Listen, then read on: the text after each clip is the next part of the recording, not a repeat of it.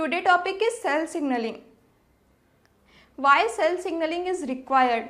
Cell signaling, हमारी body में बहुत सारी सेल्स प्रेजेंट हैं और उन सेल्स का अलग अलग फंक्शन होता है, means physiological function, metabolism function. तो उन सेल्स को अपना फंक्शन परफॉर्म करने के लिए सिग्नल की आवश्यकता होती है, वो सेल सिग्नलिंग के थ्रू होता है।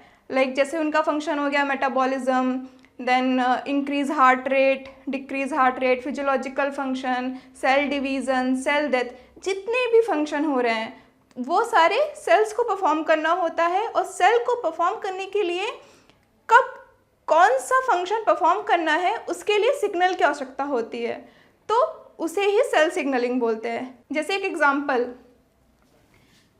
हाइपोथैलेमस। अगर हमारी बॉडी में T3 T4 का लेवल कम हो जाता है तब क्या होता है? If T3 and T4 level decrease, then hypothalamus जो होता है, पिट्यूटरी को सिग्नल देता है।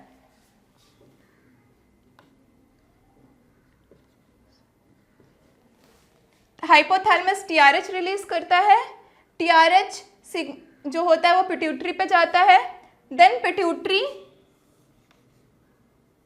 TSH रिलीज करती है जो थायराइड पे जाता है,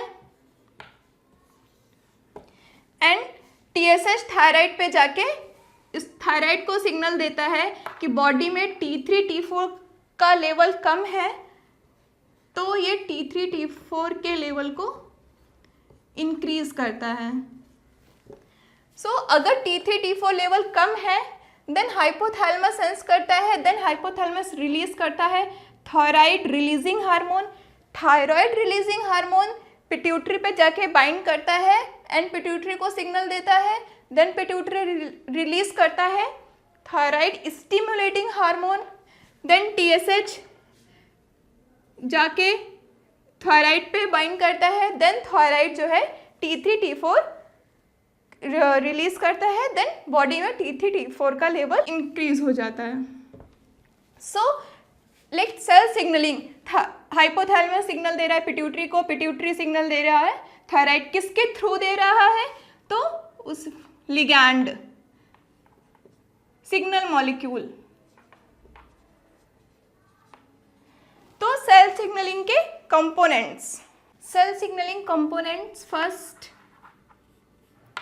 लिगैंड, लिगैंड या सिग्नल मॉलिक्यूल।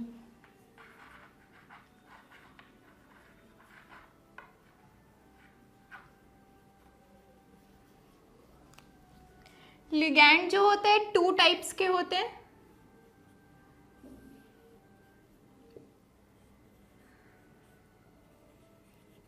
हाइड्रोफिलिक या हाइड्रोफोबिक।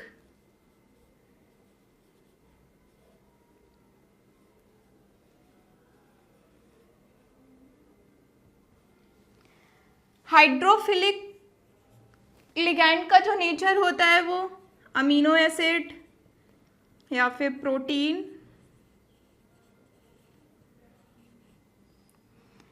हाइड्रोफोबिक लिगैंड का जो नेचर होता है वो steroid.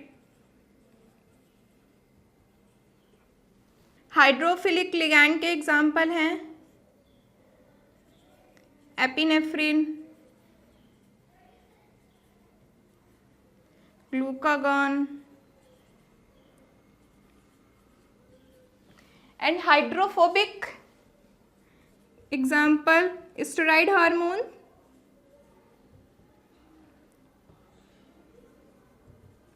then T3 T4, so many ligands. Okay, then receptor,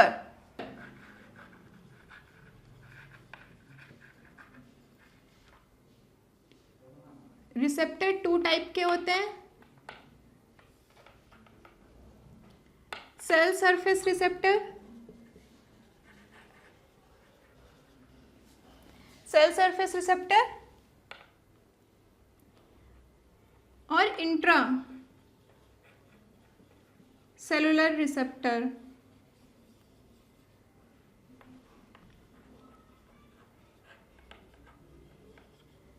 cell surface receptor में जो रिसेप्टर होते हैं वो सरफेस पे प्रेजेंट होते हैं।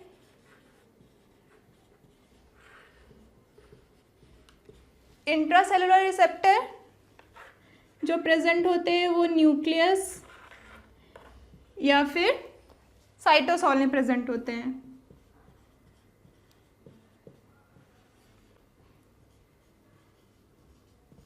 सेल सरफेस रिसेप्टर में GPCR cell surface receptor, tyrosine. So cell surface receptor और intracellular receptor.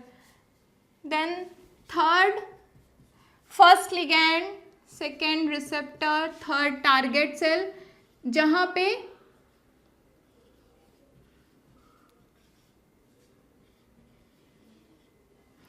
Signal molecule receptor पे जाके बाइंड करता है, देन वो टारगेट सेल को सिग्नल करता है। तो target cell, then secondary messenger,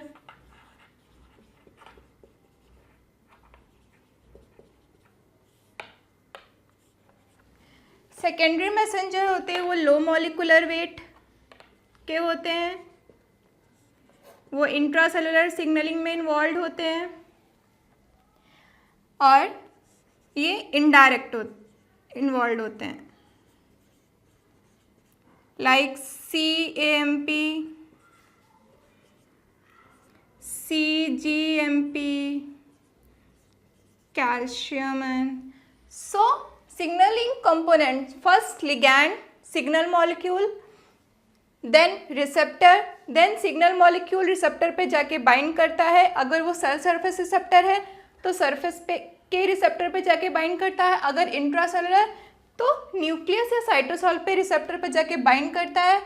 then bind करने के बाद वो सिग्नल टारगेट सेल को देता है, देन टारगेट सेल सिग्नल पाके परफॉर्म करती है, देन ट्रांसक्रिप्शन फैक्टर एक्टिव होता है, देन प्रोटीन की सिंथेसिस होती है, then protein either cell death या सेल डिवीज़न, जो भी उसको फंक्शन परफॉर्म करना होता है वो प्रोटीन रिलीज करती है।